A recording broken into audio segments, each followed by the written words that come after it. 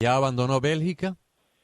Ya abandoné Bélgica, pero sí, la situación ha estado muy tensa en Bélgica. Y una cosa importante para todos los oyentes, algo que en algunas otras ocasiones he dicho, es que a pesar que lo que vemos, los atentados en Francia, y que sin duda hay un problema grande, ¿no?, y en otras partes de Europa, Bruselas lleva ya hace tiempo siendo lo que se le puede llamar un poco el centro logístico y el centro realmente de arquitectos de muchos de estos atentados terroristas en Europa. Hoy en día en Bruselas, si yo he estado muchas veces ahí y acabo de estar, hay barrios totalmente árabes donde operan muchas de estas personas. De hecho, podemos ver que el que era el cerebro de la operación era un belga, lo mataron en Francia, como vieron unos días después, pero la otra persona que cruzó hacia Bélgica, que la estaban buscando, todavía no la han encontrado. Que es el muchacho que se cree que el el chaleco encontraron en un basurero, ¿no?, abandonado. Claro, pero yo estaba el día de los atentados. La redada fue enorme desde esa noche. Y ¿En Bélgica? Lo que te dice es que en Bélgica, sí. Okay. Recuerdo la calle llena de policías, la gente pensaba por qué, y de repente se vio ya que estaban los atentados andando en París.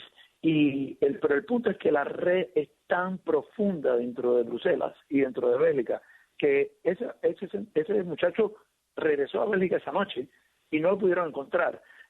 Recordemos, uno ve 7, 8, decimos terroristas que se explotaron, pero para que esos terroristas puedan hacer eso tiene que haber una operación enorme, no solo para dar los chalecos antibalas, pero la comida, la estructura, la logística, la planificación, y eso se lleva en Bélgica. Ese atentado en París se pensó en Siria, se organizó en Bruselas o en Bélgica y se lo ejecutó en París, y eso lo estamos viendo hoy. El otro punto es que el mercado negro de armas más grande de toda Europa es ahí. No nos olvidemos también de que hace poco hubo un atentado en un tren de Bélgica que iba hacia París, pero fue en Bélgica donde se subió el terrorista también, y por mucho tiempo esto lleva gran cantidad de operativos que opinan allá, los autos que por ejemplo los carros, los autos, los coches, como le diga en cada país, que se llevaron para el atentado en París fueron alquilados también en Bruselas. Muchas personas no saben eso. Ahora, estos países europeos, Holanda, Alemania, Francia, que tienen estas enormes concentraciones de musulmanes, ¿cómo pueden salir de esto? Porque partamos de que de esas concentraciones de musulmanes, imaginemos que un 15 o un 20% de esa población musulmana simpatiza con el califato islámico, está de acuerdo con la ley sharia, ve con buenos ojos todos los dictámenes que lanzan estos señores, tanto los líderes religiosos de allá del Medio Oriente como los líderes guerrilleros. Y si el 1% se radicaliza y se convierte en elementos terroristas, estamos hablando de 5 o 6 millones de musulmanes en Alemania, 5 o 6 millones de musulmanes en Francia, no sé cuántos musulmanes en Bélgica o en Holanda, pero los números es como tener unas células cancerosas dentro del cuerpo que no responden a la quimioterapia y continuamente se están multiplicando. Contra eso, ¿cómo se puede combatir? Sí, primero también decir que hay unas comunidades grandes musulmanas en España, en Italia. Correcto, es prácticamente toda Europa occidental. Claro, no solo ahí. Creo que los números en general a lo mejor son un poco más bajos, hay como 7 o 8 millones en Francia en general, pero sigue siendo un número grande, ¿no? Y en Europa es bastante.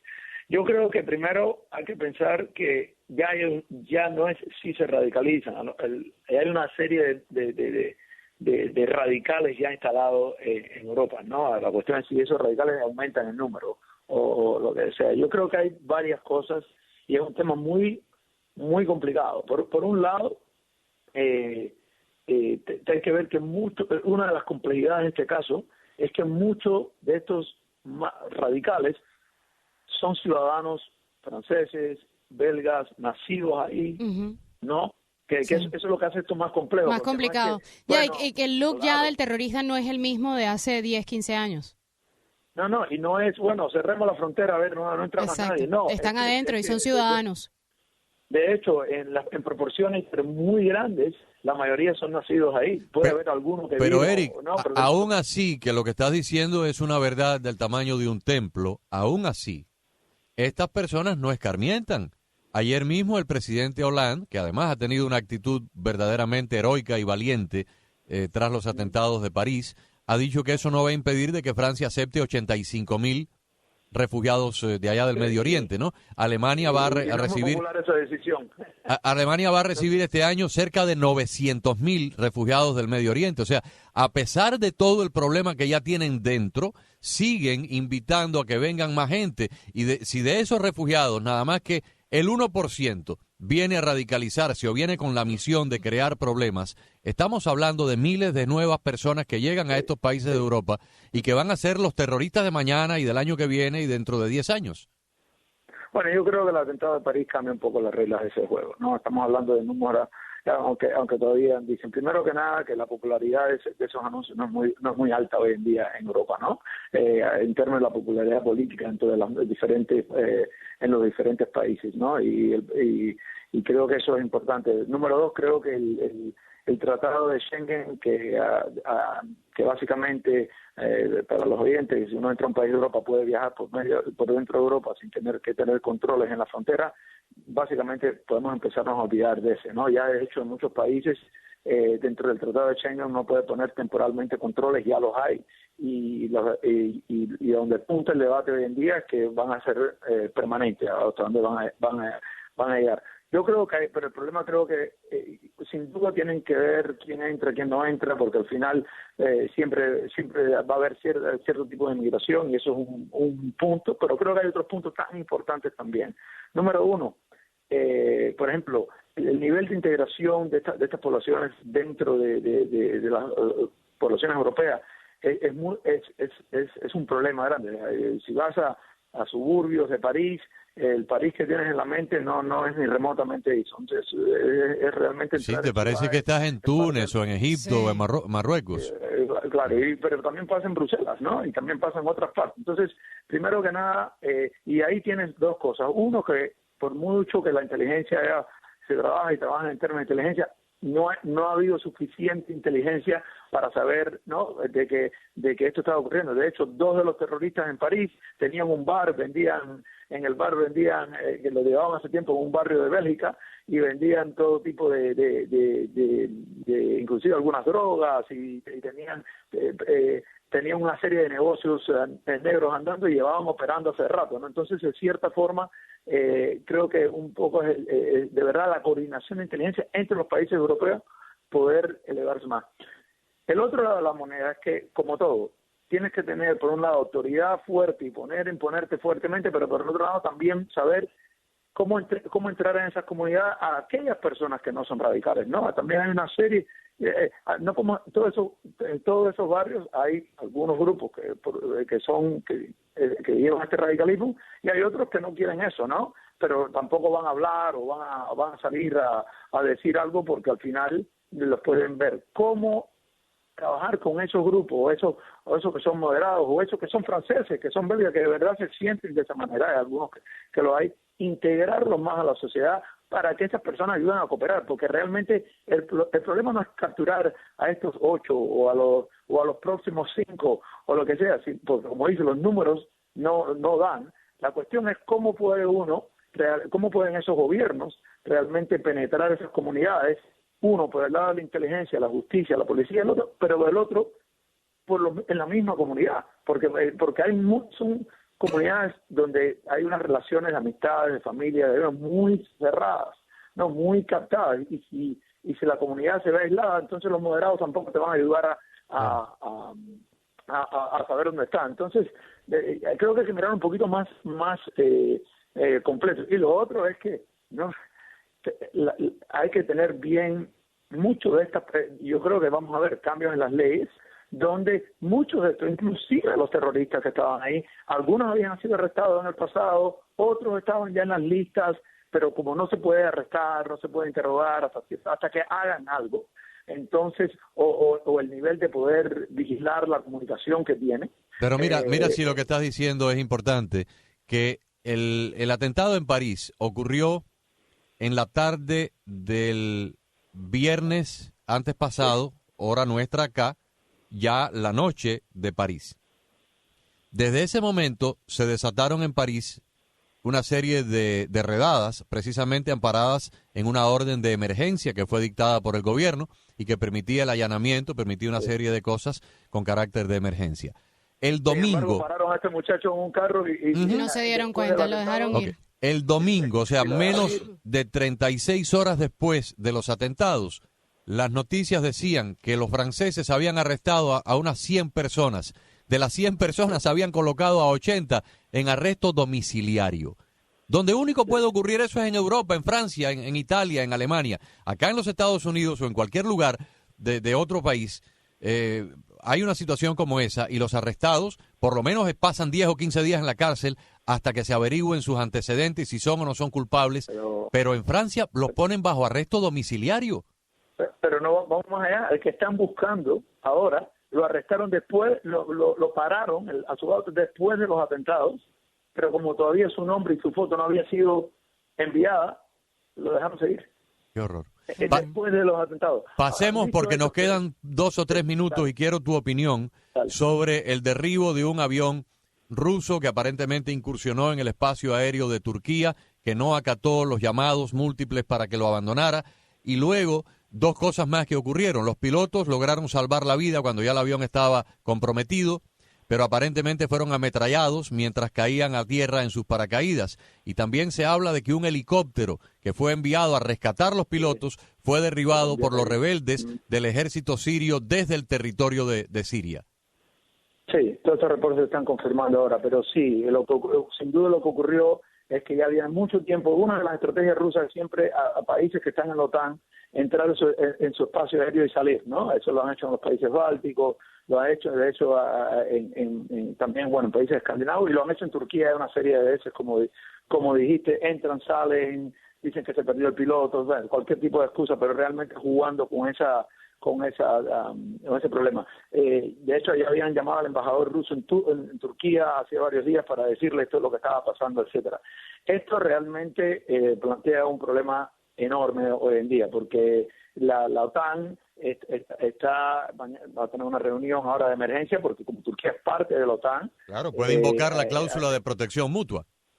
Claro, y de hecho están teniendo mucho cuidado. De hecho, inclusive Hollande, cuando dijo que había un acto de guerra contra ISIS, invocó el Tratado de Lisboa y no habló de esta cláusula porque tienen mucho miedo de que se tenga que meter todo el mundo. Pero esto es un problema grave en el punto porque Rusia de hecho ha intensificado sus ataques hoy en Siria, y los pilotos sí salieron con vida del avión. Dicen que fueron tiroteados por personas del lado sirio, pero que tienen descendencia turca, ¿no?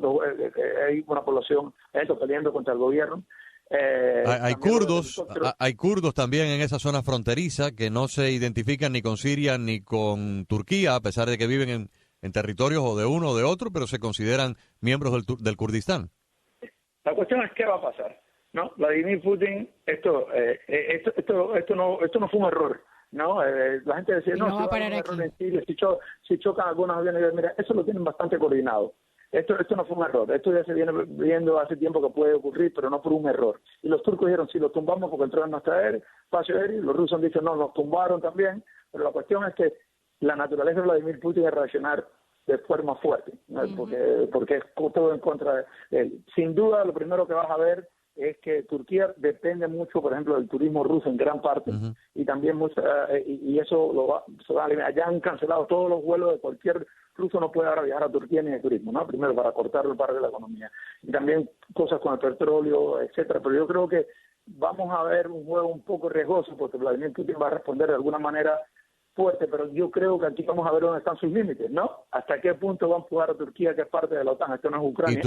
Y Turquía no es un ejército débil. Turquía es uno de los miembros de la OTAN, pero a diferencia de otros miembros de la OTAN, de los paisitos estos antiguos, antiguas repúblicas soviéticas que tienen 4 soldados y un par de baterías antiaéreas, Turquía es un país formidablemente bien armado.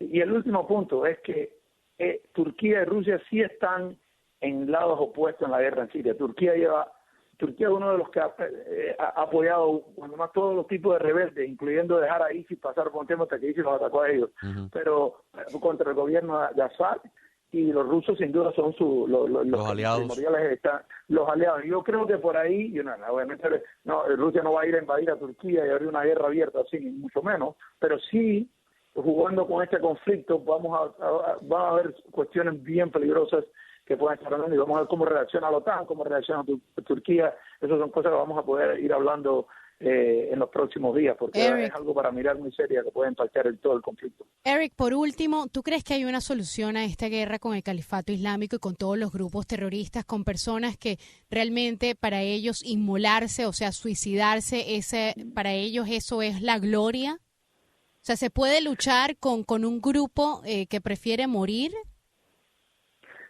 Se puede luchar, pero el precio es alto, y eso siempre ha sido el tema, quién paga el precio, ¿no? Porque hay dos cosas con ISIS. Por ejemplo, cuando vemos que los bombardeos aéreos son complementados, por ejemplo, con tropas kurdas en la zona donde los kurdos van a pelear, porque no van a pelear en otra parte de Irak, pero en la zona de ellos, donde ellos piensan que es parte de eso, vemos que ha habido éxitos, ¿no? En Sinjar, de hecho, cerca de Raqqa de la capital de ISIS, también los kurdos han ganado una batalla importante, etcétera.